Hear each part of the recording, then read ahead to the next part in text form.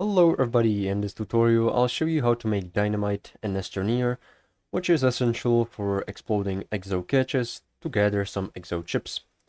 So to begin, first of all, we'll need to head to the research tab, where in the first tab we can scroll down until we see dynamite and research it for about 3700 bytes.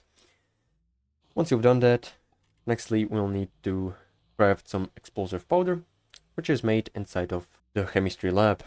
Also, you'll need to have an atmospheric condenser on a planet where there is going to be located sulfur, and those planets are Calidor and Atrox. These two planets contain sulfur, which is essential for crafting explosive powder. And the second ingredient we'll need is carbon, 2 pieces of carbon, and once we've done that, we can go to the chemistry lab, go to the recipe explosive powder, and with the explosive powder crafted, pick it into your inventory, and down here, once you've researched the dynamite, you should find a recipe for it inside of your backpack. So just go ahead and click this green button in the middle with the explosive powder in this slot, and it is going to craft you dynamite, which then can be used to explode exo caches by just placing it on them and holding F to detonate it.